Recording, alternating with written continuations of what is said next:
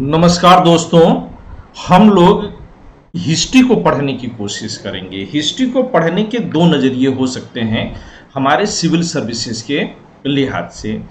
एक नज़रिया वो हो सकता है कि जहां पर हम हिस्ट्री को पढ़ें और हिस्ट्री को हम टेक्स्ट बुक स्टाइल में पढ़ें, इतिहास को हम किताब से पढ़ें जैसा कि इतिहास अब तक पढ़ाया गया है। उसमें आपको डिटेलिंग बहुत ज़्यादा मिलती है, विस्तार बहुत बढ़िया मिलता है। लेकिन इतिहास का एक सिलसिला वो भी होता है कि जहां पर उसे आप विजुअलाइज करते हुए चलें, छोटे छोटे खंडों में तोड़ते हुए चलें। यह जो छोटे छोटे खंडों में तोड़ करके विजुअलाइजेशन का तरीका है वह एनसीईआरटी ने अपनी क्लास 6, 7 और 8 में किया हुआ है। एक तुलनात्मक अध्ययन भी जो है बाकी दुनिया के साथ उसका यह करता हुआ चल रहा है, अपने आप में महत्वपूर्ण है। हम लोग क्लास 6 की एनसीईआरटी के साथ आज शुरू करेंगे। तो मुझे उम्मीद है कि आप लोग क्लास 6 की जो न्यू एनसीईआरटी है उसको लेकर के चलेंगे और आप लोगों के हाथ में वो होनी चाहिए। आइए जरा हम लोग शुरू करते हैं। तो आप लोग एनसीईआरटी को खोल लीजिए और उसी को लेकर के हम लोग चलेंगे, ठीक है? जी सर। इसका जो पहला चैप्टर है, अगर एनसीईआरटी को आप खोलिएगा तो पहले भी जब मैं पॉलिटी पढ़ा रहा था तो मैंने ये चर्चा किया हुआ था कि सन 2005 में जब सरकार बनी थी, किसकी? मनमोहन सिंह की बनी हुई थी सरकार थी, तो उन्होंने शिक्षा पर नई तरह की एक नीति को अपनाने की कोशिश की थी और इसके लिए एक शिक्षा आयोग बना हुआ था। तत्कालीन जो है अपने समय के विद्वान सैम पित्रोदा की अध्यक्षता में, और उन्होंने जो है इस चीज को जो है कहा था कि यह जो नई पाठ्यचर्या बन रही है, अब देखिएगा ये शिक्षा नीति नहीं थी 2005 में। मनमोहन सिंह के समय में जब 2005 में ये शिक्षा नीति नहीं आती बल्कि क्या बनता है? राष्ट्रीय पाठ्यचर्या की रूपरेखा।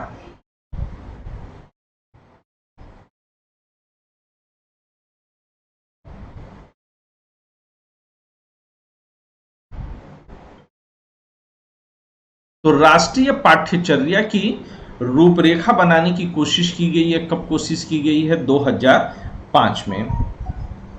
इस पाठ्यचर्या में वस्तुतः होता क्या है? इसमें यह कहा जाता है कि जो ज्ञान है उसे स्कूलों से बाहर निकाले जाने की आवश्यकता है और स्कूलों से बाहर निकाल करके क्या किया जाना चाहिए? तो कहते हैं कि इसे लोगों की या जो पढ़ने वाले हैं उनके जीवन से तत्काल रूप से इसको जोड़ा जाना चाहिए। आप पढ़ते हैं, हम लोग जैसे अगर आप सभी लोग पढ़े लिखे होंगे, मैं ये मान करके ही चलूंगा, तो जब आप घर से जो है स्कूल के लिए चलते हैं, स्कूल से आप लौट करके आते हैं, एक अंतर पाते हैं कि स्कूल में एक अलग ही ऐसा लगता है कि आप लोग एलियंस की तरह एक दुनिया में कैद हो गए हैं और वहां पर जो है आपको जो है बाहर क्या कुछ हो रहा है उसके बारे में जो है जानकारी नहीं होती। कई बार ये कहा जाता है कि घर की बातें घर पर छोड़ करके आओ, स्कूल की बातें स्कूल में होंगी। लेकिन घर स्कूल में जो शिक्षा दी जा रही है, अगर वह घर खेत खलिहान से नहीं जोड़ती है, गली मोहल्ला से नहीं जोड़ सकती है, तो फिर ऐसी शिक्षा का कोई फायदा नहीं होता है। मैं हमेशा दो चीजों की वकालत करता हूं, आप लोग कभी भी लिखिएगा तो इसे जरूर लिखिएगा, आप लोग सुन सुन करके पक गए होंगे। पहली चीज कि शिक्षा जो होनी चाहिए वो हमेशा मातृभाषा में ही दी जानी चाहिए।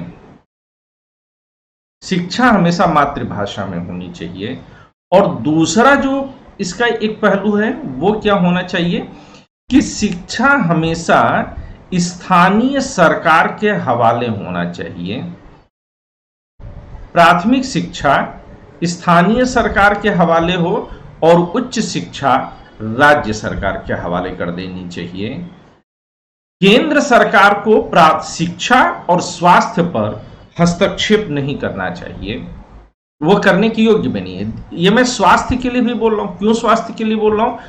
क्योंकि किसी भी मनुष्य की जो शरीर की बनावट होती है, जो उसकी अडॉप्टेबिलिटी होती है, वह अपने आसपास के वातावरण के अनुरूप होती है।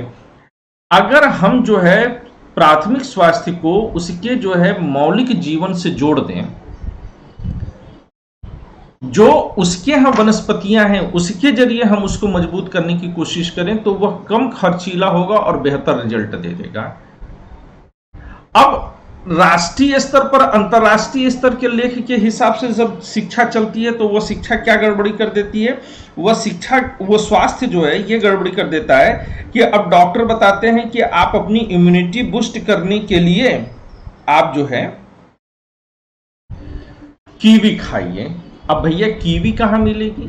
कीवी जिस देश में होता है वहां के लोगों की इम्यूनिटी ज्यादा बेहतर करेगी, हमारी और आपकी कीवी जो है बेहतर नहीं करेगी।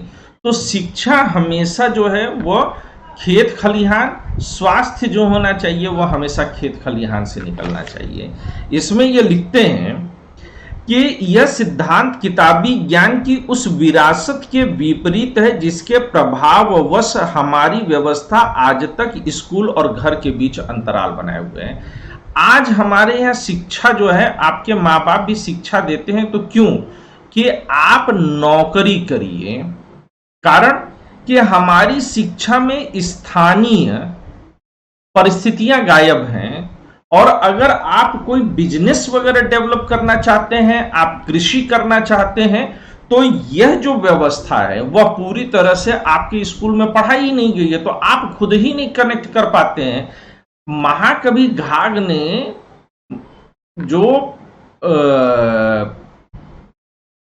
मौसम का वर्णन किया है अपने दोहों में, उसे आप अपने यहां सेट करके देख लीजिए। मौसम विभाग की आपको जरूरत ही नहीं पड़ेगी, लेकिन आपको वह पढ़ाया ही नहीं जाता है।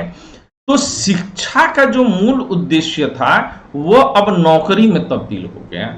लेकिन अगर शिक्षा स्थानीय परिस्थितियों के हिसाब से हो, तो आप स्थानीय व्यवसाय भी डेवलप कर सकते हैं, आप स्वतंत्र रूप से जीवन बिताएंगे।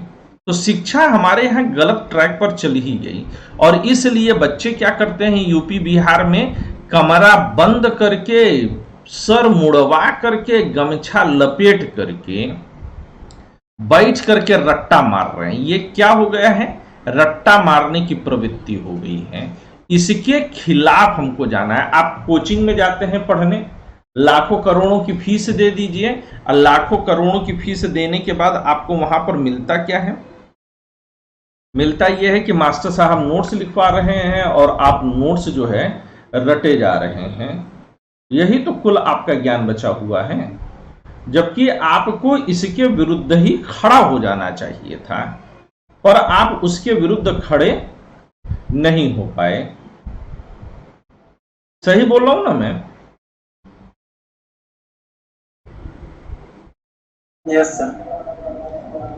तो ये पूरी की पूरी जो हमारी शिक्षा प्रणाली है वह पूरी तरह से ध्वस्त हो गई है। जब आप लोगों ने पॉलिटी पढ़ी थी, तो पॉलिटी पढ़ते समय आप लोग को पहली बार ये समझ में आया होगा कि पॉलिटी का हमारे वास्तविक जीवन से इतना करीबी का संबंध है, और किस तरह से एक एक शब्द में किताबों में अमृत भरा होता है, जिस अमृत से हमको वंचित रखा गया है। इसी बात को कहते हैं कि अब ये देखिए, राष्ट्रीय स्तर पर यह चर्चा होती है कि नई राष्ट्रीय पाठ्यचर्या पर आधारित पाठ्यक्रम और पाठ्यपुस्तकें इस बुनियादी विचार पर अमल करने का प्रयास है। इस विषय में हम हर विषय को एक मजबूत दीवार से घेर देने और जानकारी को रटा देने की प्रवृत्ति का विरोध शामिल है।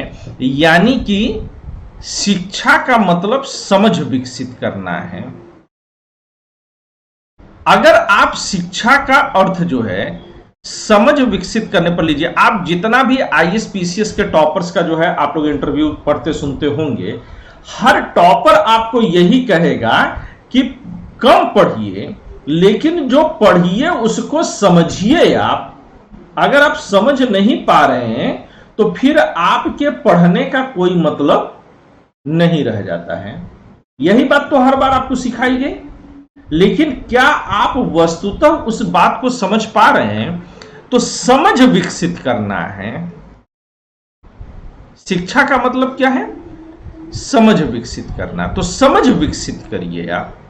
अगर आप समझ विकसित नहीं कर रहे हैं तो फिर आपके एजुकेशन का कोई मतलब नहीं रहे। और अगर समझ विकसित हो गई तो आप कोई भी एग्जाम दीजिए, पटापट बाहर निकलेगा। इसीलिए मैं एक बार फिर से कहूंगा कि अगर आप दर्शन शास्त्र का अध्ययन नहीं कर रहे हैं और आप जो है बीएससी करके बीएससी वगैरह जो है सीरियसली अगर नहीं पढ़ा है आपने, आप जो है टेक्निकल सब्जेक्ट्स नहीं पढ़े हैं, तो फिर आपके लिए बहुत मुश्किल हो जाता है शब्दों के वास्तविक अर्थ को समझने में। इसीलिए जिंदगी भर 0.007% सफलता की दर बची है। तो अच्छा, दर्शन शास्त्र करने का मतलब यह है कि शब्द का प्रयोग क्यों हुआ, किस अर्थ में हुआ, इस बात को समझ लीजिए। तो ये पूरी की पूरी जो पद्धति है वह किस चीज पर चलती है? वह चलती है कि रटा देने की प्रवृत्ति का हम विरोध कर रहे हैं।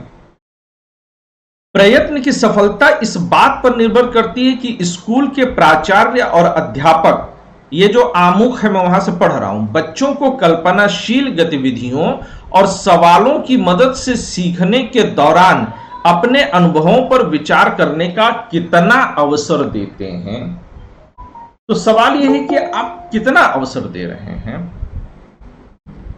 क्या अब फिर एक बार मैं आपको उसी प्रश्न पर ले जाऊंगा कि क्या आपको लगता है कि आपके जो मास साहब हैं वह आपको कोचिंग में, जहां पर कि लाखों लाख की आप फीस दे रहे हैं, वह आपको सोचने समझने का अवसर देते हैं? अगर नहीं देते हैं तो यह समझ लीजिएगा कि लाखों रुपए दे करके आप सिर्फ मूर्ख बने हैं। ये आप तमाम आईएएस टॉपर्स के जितने भी मेंटोर्स हैं, अच्छे क्वालिटी के मेंटोर हैं, आप उनको हमेशा सुनिए। वो हमेशा कहेंगे कि क्वालिटी डेवलप करिए। क्वालिटी डेवलप करने में क्या काम आती है? आपकी कल्पनाशीलता काम आती है। अब जैसे आपकी कल्पनाशीलता को विकसित करने के लिए मैं कई बार आप लोगों के साथ मौज लेता हूं। कैसे मौज लेता हूं? कि मैं कई बार कोई ऐसा शब्द आपके बीच में उछाल करके छोड़ देता हूं कि आप कंफ्यूज रहते हैं कि पता नहीं हम जो सोच रहे हैं वो सही सोच रहे हैं कि नहीं। ये तो हमारे यहां उचित नहीं माना जाता है ये बोलना, लेकिन सर तो यही बोलते हैं। जैसे एक उदाहरण मैं दूं, अगर मैं आपको कहूं, आप मुझसे पूछिए कि सर एक बात बताइए, धर्म क्या है, और मैं धर्म के नाम पर आपको जो है केवल एक डेफिनेशन देकर के छोड़ दूं, और वो डेफिनेशन ये हो कि चोदना अथातो धर्म लक्षण, एक शब्द देकर के छोड़ दिया। क्या शब्द दिया? चोदना अथातो धर्म लक्षण।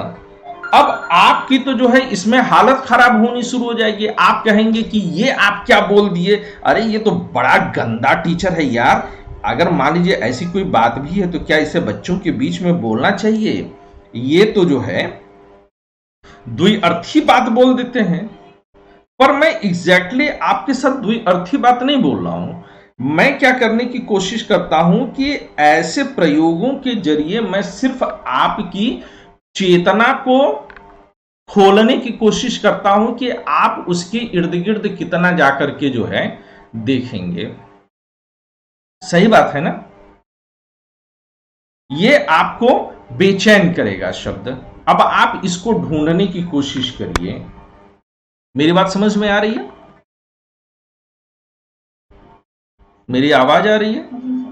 सब सन्नाटे में चले गए। क्यों? क्योंकि आपने तो जो है शिक्षा को जो है बांध लिया है। क्या मैं बहुत गंदी बात बोल रहा हूं? चिंता मत करिए। अभी जब दर्शन शास्त्र के अगला जो है 3-4 दिन बाद पढ़ाएंगे ना, तो इसको आपको लिखवाएंगे और एग्जाम में भी लिखना होगा आपको ये। तो मैंने प्रयोग क्यों किया?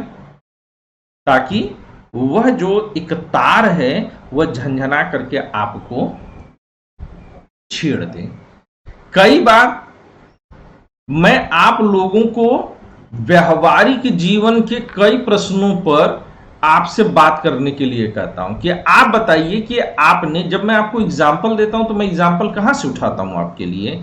हर बार एग्जाम्पल मैं आपके अपने घर के दैनिक जीवन के सामानों से उठाने के लिए कहता हूं ताकि वो कनेक्टिविटी रहे। तो क्या करते हैं कि कल्पनाशील बनाइए। दूसरा, सवालों की मदद से सीखना और सीखने के दौरान अपने अनुभवों पर विचार करने का। मैं अपने अनुभव आपको बताऊं तो वह आपके लिए मददगार नहीं होगा, लेकिन आपके अपने अनुभव अगर हों और उस पर चर्चा हो कि आपने अब तक क्या जाना, यानी कि खेत खलिहान गली मोहल्ला में जो आप सीख करके आए हैं, मैं वहां से चर्चा करूं तो आप कहेंगे कि हां साहब, आज आपने बढ़िया बात बताई। ये तो हम पहले से सोच रहे थे। जैसे आज सुबह की क्लास में जब मैं एग्जाम्पल ले रहा था तो मैं ये तो पूछ रहा था ना कि आपने ये खरीदारी की, आप कभी गए और आपने अगर किया तो आपको क्या मिला? क्या हर बार आपको वही नतीजा मिला? तब आपने कहा नहीं मिला। मैंने उसको बिल्कुल किताबों में बंद करने की कोशिश नहीं किया। तो ये कहते हैं कि शिक्षा फिर कैसी होनी चाहिए? आइए एक बार फिर से देखें। तो कहते हैं कि शिक्षा कल्पनाशील होनी चाहिए। शिक्षा कैसी होनी चाहिए? शिक्षा कल्पनाशील होनी चाहिए। इसके अलावा शिक्षा कैसी होनी चाहिए? वास्तविक अनुभवों से जुड़ी होनी चाहिए।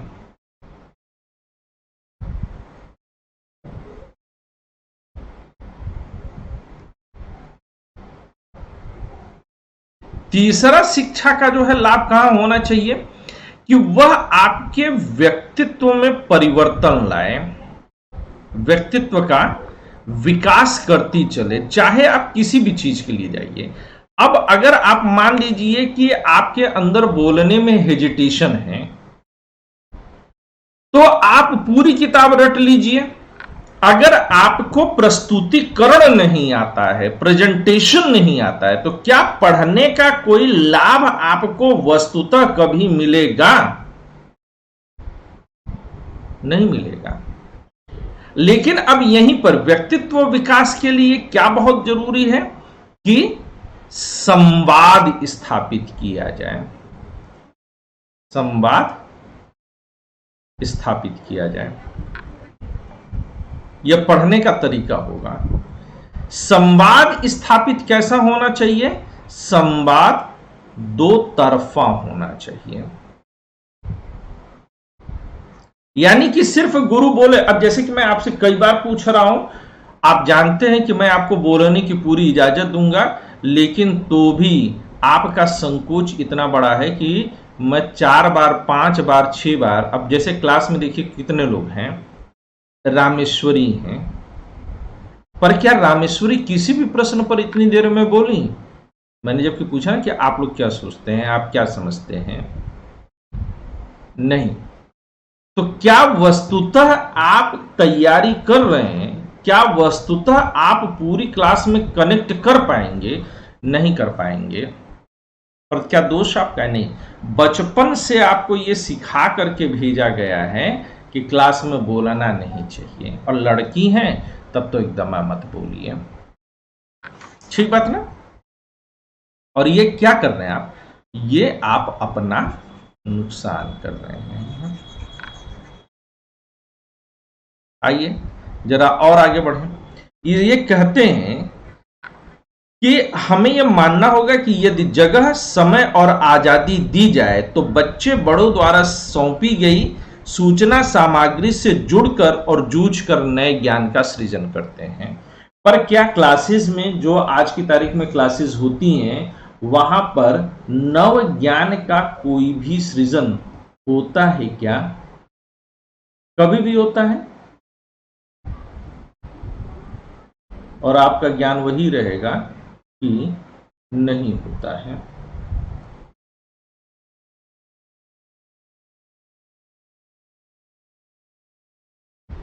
ठीक।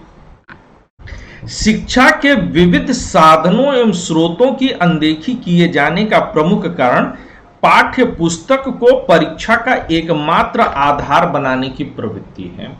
लेकिन जब आप यूपीएससी का एग्जाम देने जाते हैं तो यूपीएससी क्या केवल और केवल पाठ्यक्रम के हिसाब से ही सवाल करता है क्या? बिल्कुल नहीं साहब, यह केवल पाठ्यक्रम के हिसाब से नहीं जाता है। तो एक बात और भी जरूर याद रखिएगा, यह कभी भी विशुद्ध पाठ्यक्रम पर नहीं होता है आपका एग्जाम, यह आपके अनुभवों के साथ जुड़ा होता है। यूपीएससी किस तरह का एग्जामिनेशन है?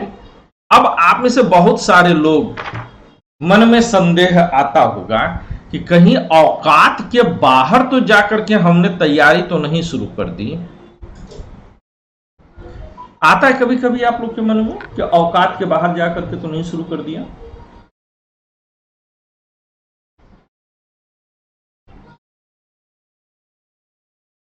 अरे कोई भी तो बताओ। हाँ ना, बार बार होता ही रहता है सर, सबके साथ होता है। ये तो होता ही रहता है सर, सबके साथ होता है। तो खुद ही के साथ होता रहता है या दूसरों को भी जाकर के निगेटिव कराते हो? दूसरों को क्यों निगेटिव करेंगे सर, खुद को और पॉजिटिव वहां पे नहीं जाकर के दूसरों को, अरे यार पता नहीं हो पाएगा कि नहीं हो पाएगा। ऐसा तो नहीं कि हम लोग जबरदस्ती फंस गए हैं, दूसरों को भी फंसा दिए हैं, पता नहीं ये वाला ऑप्शनल लिए हैं, ये सही है कि नहीं है, अब वो वाला ऑप्शनल ले लेते हैं, पता नहीं ये वाली किताब से पढ़ाई सही होगी कि नहीं होगी, अब वो वाला किताब ले लेते हैं। कभी ये सोचा है कि यही वाला दूल्हा या दुल्हन सही है, वो वाला क्यों नहीं ले लेते हैं? ऐसा मन में ख्याल आता है कभी? नहीं सर, मन में कभी ये ख्याल आता है कि यही वाला मम्मी पापा चलेगा, दूसरा मम्मी पापा ले लें?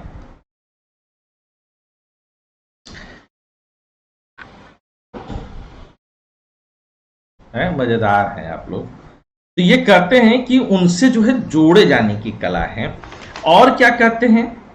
कहते हैं कि सर्जना और पहल को, यह हमेशा याद रखिएगा, यूपीएससी किताबों का इम्तहान नहीं है। यूपीएससी किताबों का इम्तहान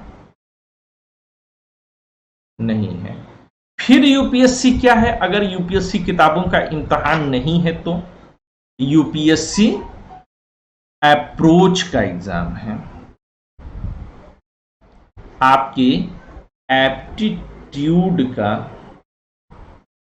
एग्जाम है ना?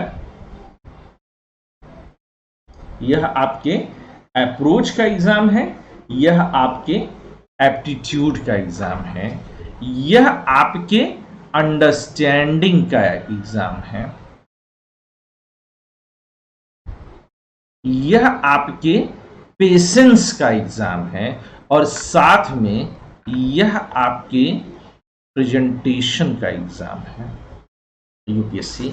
और इसीलिए न्यू एनसीईआरटी इसमें ज्यादा भागीदारी होती है। कहते हैं कि सर्जना और पहल को विकसित करने के लिए, आप लोग आमुख खोलिएगा, सर्जना और पहल को विकसित करने के लिए जरूरी है कि हम बच्चों को सीखने की प्रक्रिया में पूरा भागीदार माने और बनाएं, उन्हें ज्ञान की निर्धारित खुराक का ग्राहक मानना छोड़ दें। अभी जो तमाम बाबा टाइप वाले टीचर हैं, जिनके कि आजकल मार्केट में शॉर्ट्स खूब चल रहे हैं, रील्स खूब चल रहे हैं, ये क्या कर रहे हैं? ये शॉर्ट्स, ये रील्स, ये जो बने बनाए नोट्स आजकल मार्केट में बिक रहे हैं, ये सब क्या है? मार्केट में जितना भी नोट्स बिक रहा है, ये जितना करंट अफेयर्स की जो है क्लासेस लगाई जा रही हैं, ये क्या है? करंट अफेयर्स की ये तमाम क्लासेस सिर्फ और सिर्फ धंधा है, आपको बेवकूफ बनाने की कहानी है।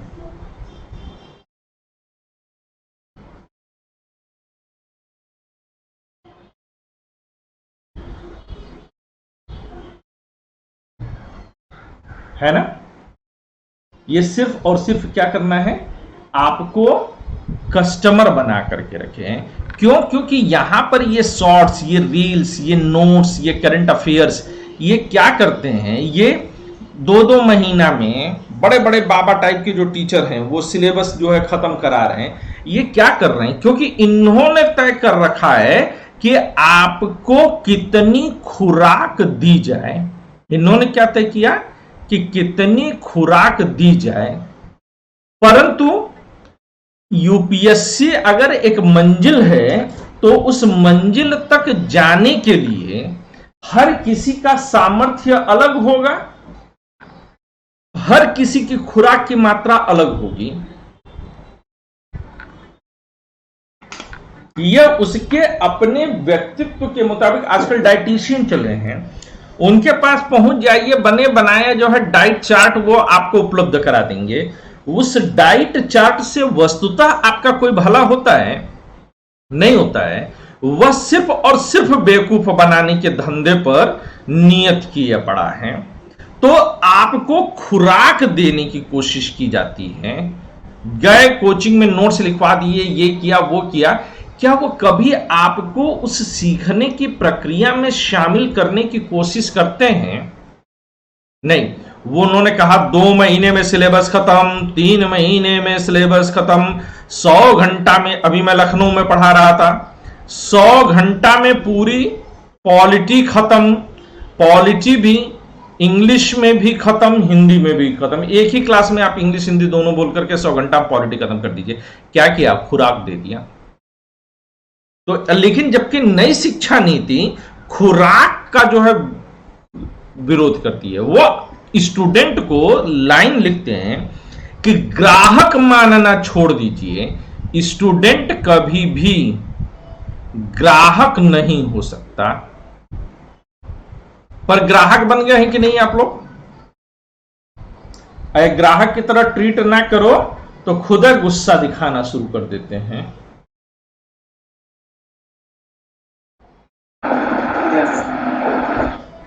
है ना? कि हमको जो है जल्दी जल्दी काहे नहीं पढ़ा के खत्म कर देता तुम जी। ये उद्देश्य स्कूल की दैनिक जिंदगी और कार्यशैली में काफी बदलाव की मांग करते हैं। दैनिक समय सारणी में लचीलापन की मांग करते हैं और ये कहते हैं कि अमल में चुस्ती शिक्षण के लिए नियत दिनों की संख्या हकीकत बनाई जा सके। ये कहते हैं कि विभिन्न चरणों में ज्ञान का ये क्यों है? तो कहते हैं कि बच्चों के जीवन को मानसिक दबाव तथा बोरियत की जगह खुशी का अनुभव बनाना हमारा उद्देश्य होना चाहिए। बोरियत नहीं होना चाहिए। आगे कहते हैं कि बोझ की समस्या से निपटने के लिए ज्ञान का पुनर्निर्धारण करते समय बच्चों के मनोविज्ञान और अध्यापन के लिए उपलब्ध समय का ध्यान रखने की चेष्टा की जाएगी। यानी कि ज्ञान को बच्चों के हिसाब से आगे बढ़ाया जाएगा। ठीक है? तो ये पूरा का पूरा इसका पैटर्न है जिस पर कि हम लोग काम करेंगे। अब आइए, अच्छा ये लिखा किसी मामूली इंसान ने नहीं है। देखिए, कक्षा 6 की एनसीईआरटी की एक किताब को लिखने के लिए कितने लोग शामिल हो जाते हैं? तो एक नहीं, कई लोग शामिल हो जाते हैं। ये कहते हैं, इसी में जो है आमुख में ही देखिएगा कि 2005 में आमुख लिखा गया है और कहते हैं कि एनसीईआरटी की इस पुस्तक की रचना के लिए पाठ्य पुस्तक निर्माण समिति बनाई गई। इसमें सलाहकार समिति, सामाजिक विज्ञान की जो सलाहकार समिति है उसके अध्यक्ष प्रोफेसर हरि वासुदेवन और इतिहास पाठ्य पुस्तक समिति के मुख्य सलाहकार प्रोफेसर नीलाद्रि भट्टाचार्य ये कक्षा 6 के लिए इतने बड़े बड़े लोग लगे हैं, और आप लोग जाते हैं मार्केट से जो है नोट्स जो है फोटोकॉपी करा करके पढ़ने के लिए। इस पाठ्य पुस्तक के विकास में कई शिक्षकों ने योगदान दिया है। इसके लिए ये कहते हैं कि हम माध्यमिक शिक्षा विभाग में जो है प्रोफेसर मृणाल मीरी एवं प्रोफेसर जीपी देशपांडे की अध्यक्षता में गठित निगरानी समिति ने भी इस पर काम किया है, और कई अन्य टीचरों ने जो है इसमें अपना योगदान दिया है। यहां पर आप जो है पाठ्यपुस्तक निर्माण समिति में देख सकते हैं कि किन किन सदस्यों ने इस पर काम किया है। देखिए इसमें जो दिया हुआ है कि जया मेनन रीडर इतिहास विभाग, पीके बसंत रीडर इतिहास विभाग जामिया मिलिया अलीगढ़, रणवीर चक्रवर्ती प्रोफेसर जवाहरलाल नेहरू विश्वविद्यालय, विश्व मोहन झा रीडर इतिहास विभाग नई दिल्ली दिल्ली विश्वविद्यालय, एनपी सिंह, ये आप देखिएगा ये विश्व मोहन झा रणवीर चक्रवर्ती के बाद एनपी सिंह का नाम है, राष्ट्रीय प्रतिभा Vikas Vidyalaya, Suchi Bajaj PGT Springdale school, Gauri Srivastava reader महिला विभाग अध्ययन विभाग एनसीईआरटी, अनिल सेठी, इतने लोगों ने मिलकर के इसके ऊपर काम किया है एक छोटी सी किताब कक्षा 6 का लिखने के लिए। और अभी भी आप लोग जाते हैं, अब यह है कि क्यों पढ़ें इतिहास, इसको मैं जो है बहुत अधिक नहीं लेकर के जाऊंगा। इस इतिहास में जो है सबसे पहले आप लोगों को जो पढ़ना है